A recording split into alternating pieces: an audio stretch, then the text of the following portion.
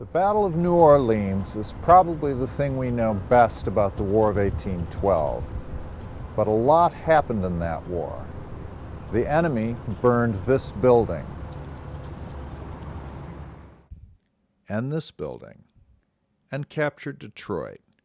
We burned York, Ontario, now known as Toronto. It was the first and last time a president rode to the sound of the guns. Our least popular war, and at the end of the day, a victory, or close enough. The War of 1812 came at the end of the wars of the French Revolution, a world war as violent as World Wars I and II, longer than both put together, and as ideological as the Cold War. By the early 1800s, the two main contestants were Britain and Napoleonic France.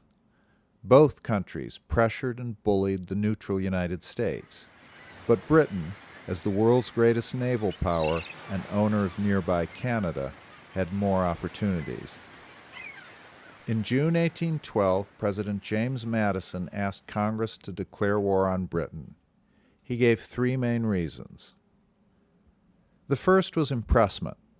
The British Navy conscripted sailors by seizing men on land and on British ships. If British sailors became American citizens, the British Navy would seize them on American ships.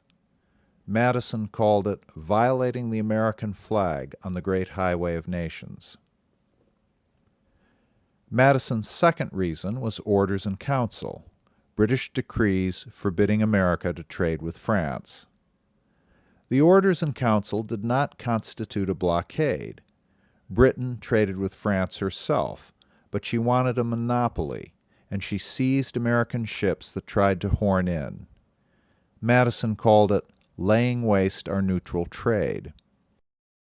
The third reason was Indian warfare on the frontier. Tecumseh, a Shawnee leader in what is now Indiana, had built an Indian alliance from Alabama to Canada with British help.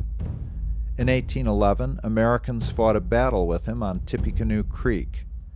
Madison called this warfare renewed by the savages.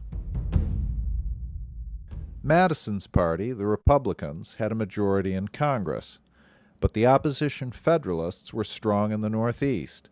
They didn't care about sailors or Indians, and they wanted to keep trading with Britain. They hated the war and its supporters. Such blockheads, said Gouverneur Morris, are neither worthy of nor fit for a free government. Congress backed Madison, 74 to 49 in the House and 19 to 13 in the Senate, still the narrowest vote to declare war in American history. Never was America less ready to fight. Winfield Scott, our best general between Washington and Grant, described the officer corps at the beginning of the war as imbeciles and ignoramuses. The first year of fighting showed how right Scott was. American militia refused to cross the Niagara River into Canada, and the American commander in Detroit surrendered to an inferior British force. The only good news came from ship-to-ship duels at sea.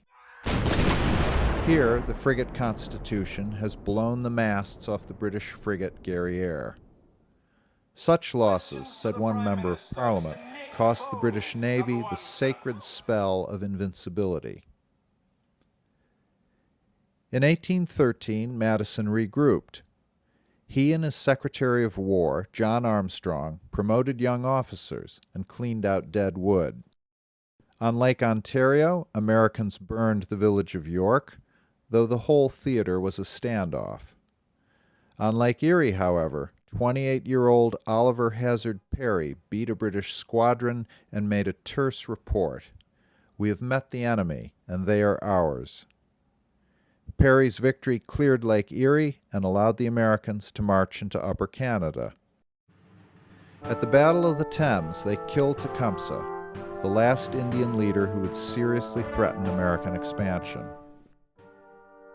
1814 was the year the Empire struck back. Napoleon, temporarily vanquished, was confined to the tiny island of Elba, which allowed Britain to double its troop strength in North America. Fighting raged on the Canadian frontier, where neither side was able to break through. The British made a second push in the Chesapeake. In August, 4,500 troops landed in Maryland, only 35 miles from Washington. Secretary Armstrong thought they were bound for Baltimore. "No, no," he said, "Baltimore is the place, sir. What the devil would they do here?" But before the British reached Baltimore, they made a left turn at Bladensburg, Maryland. The 63-year-old president, who had never heard a shot fired in anger, borrowed a horse and a pistol and rode out to the battlefield with his cabinet. The Americans were routed, and the British marched to Washington, where they burned the Capitol, ate dinner in the White House, then burned that too. In 3 weeks they moved on to Baltimore, but this city was well fortified. Francis Scott Key, an American lawyer negotiating a prisoner exchange, watched the attack from a British ship. When it failed, he wrote a patriotic poem and set it to an old drinking song.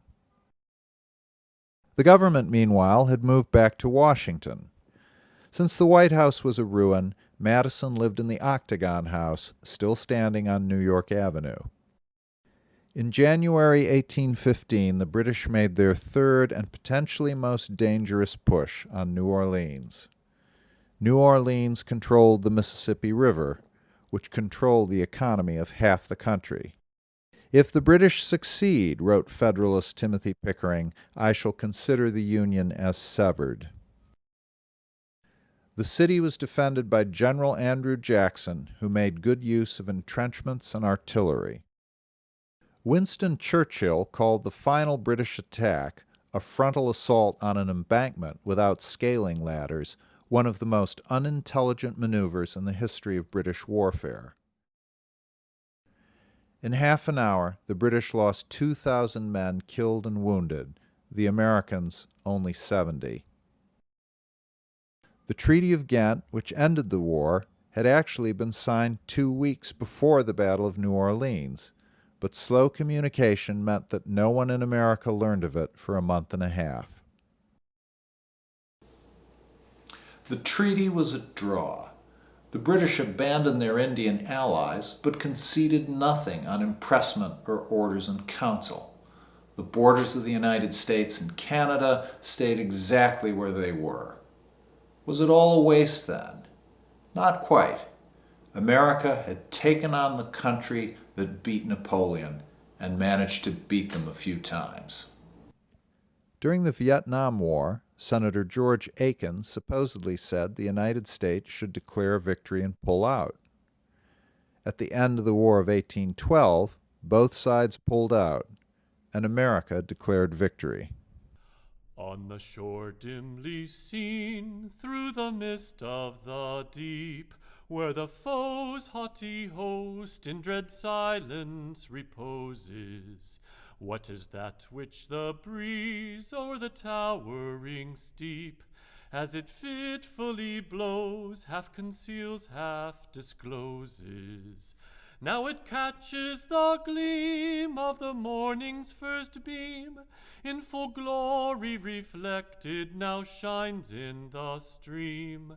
'Tis the star-spangled banner, oh long may it wave, o'er the land of the free and the home of the brave. 'Tis the star-spangled banner, oh long may it wave, o'er the land of the free and the home of the brave.